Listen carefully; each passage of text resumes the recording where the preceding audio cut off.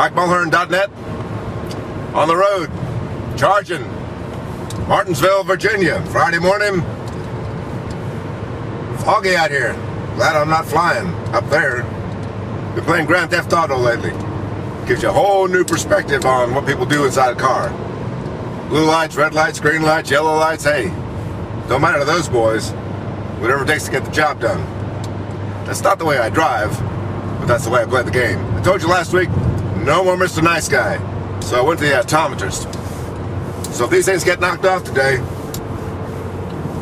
or in the next couple of days, I got some backups. It's happened to me a time or two before. Part of the job. MikeMulhern.net. What can we do today at Martinsville? Who can we aggravate? I don't think the guys in Daytona sometimes catch my humor in all this. Now, Billy France Jr., he would appreciate it. He would understand it. Mulhern, we're all selling tickets. Just remember that. We're all selling tickets. And cars and cigarettes, and we're all selling something. And what I'm in the market for right now is a new car. As you can tell by the sound of this thing, I need something fresh. Probably need something with fog lights on it. Cut through this fog. Get up the track faster. But, got a dilemma. Maybe you can help me out. If I buy a Toyota, Jack Rush is going to kill me. If I buy a Ford, them Chevrolet people, they'll never talk to me again. If I buy a Dodge, well, what is a Dodge? I mean, they had the Charger nose and the Intrepid nose, and then the nose that they couldn't say what the name of it was, and now I'm not sure what they've got. And then, maybe I could buy Chevrolet. I don't think Edsel Ford would like that. Me and Edsel. Good buds. He doesn't know it, but we're good buds. So I've got a dilemma. Maybe I could buy a Kia. Something nice, politically neutral. A Honda? Hey, driver's car. Maybe a Hyundai. What do you think I should buy? I gotta have something. This thing's got 140,000 miles on it. Ain't gonna make it to too many more tracks. I'll be on the side of the road thumbing. MikeMulhern.net. Hey, speaking of MikeMulhern.net, we got the gear. Let me show you. New cards. New cards. Got my picture on them.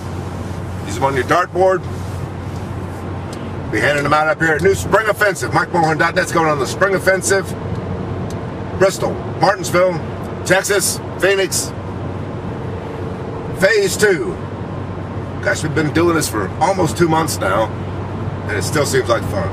I can't believe it. And not only are we looking for a new car, we're looking for a new video camera.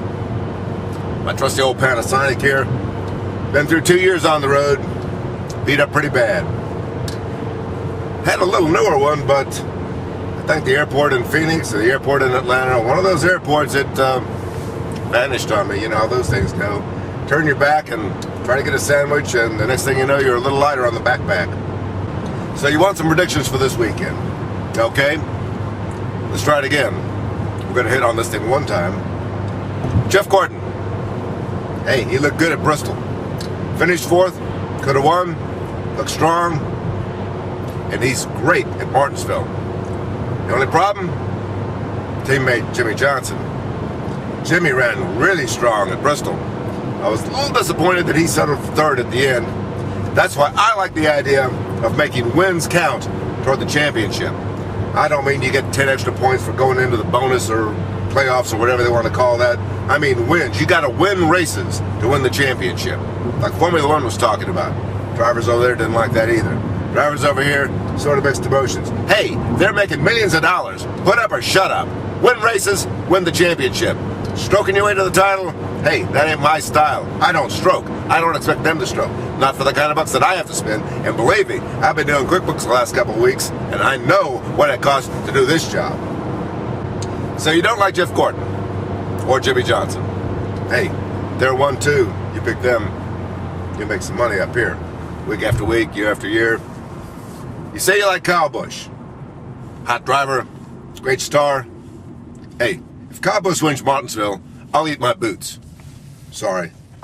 Well, maybe I won't eat my boots, but I'll have to make some amends because I don't think he's going to be able to do it up here. He's just not that kind of driver. Martinsville requires I'm not sure what it requires. It requires finesse. It requires everything backwards from what you saw at Bristol. Jimmy Johnson finally figured that out. He's been around for a couple of years, too. Took him that long to figure it out, going over tracks and traces and data points and all sorts of debriefings with engineers all over the place. He finally figured out the difference between the two. Martinsville's a classic short track. Hey, these guys don't see classic short tracks anymore. Kyle Busch? Nope. Jimmy or Jeff? How about something new out there? We gotta have some new blood in the victory circle. Who would be a good upset up here? Tell you, qualifying is pretty much the way it goes, though. Top three, pit road's too tight. Hey, if I were Clay Campbell, tell you what I'd do. I'd stretch this track out. Knock down turns 3 and 4. Move the track, make it bigger, put some banking down there. Give these guys some room to do some stuff. I think we're going to try some trick and fancy stuff with our cameras. Maybe a helmet cam.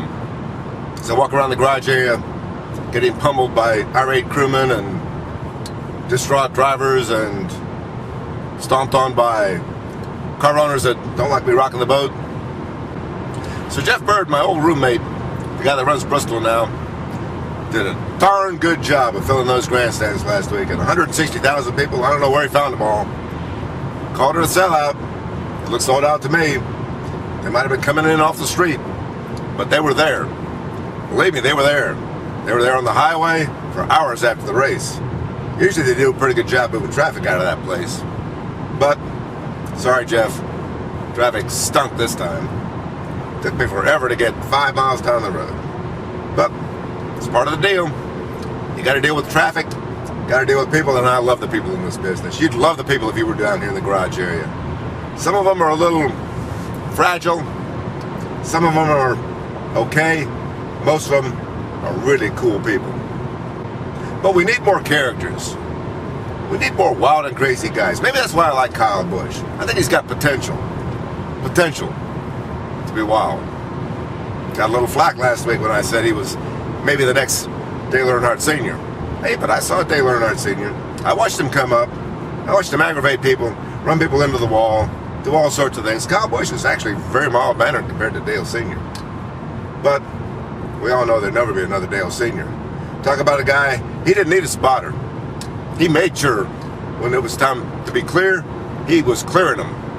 If they didn't know he was coming, hey, they were in the wall. I saw him do that to Al Unser Jr. one time on the backstretch at Daytona. Couldn't believe it. Flat put him in the wall. Well, hey, that's racing. Kyle Busch, the next Dale Sr. Well, one of my many Dale Sr. stories is the time in the rain up at Martinsville. He took me around the racetrack in a passenger car, backwards, at like 80 miles an hour, in reverse. Like, think Victory Lap by Kyle Busch, by Kurt Busch in Atlanta. That impressed me. And it was around the concourse. I mean, in and out of the grandstands. He might have been looking in his rearview mirror, had great peripheral vision. Didn't show it to me. Big E. Damn, I miss him. Mike Mulhern from MikeMulhern.net. On the road to Martinsville, Friday morning.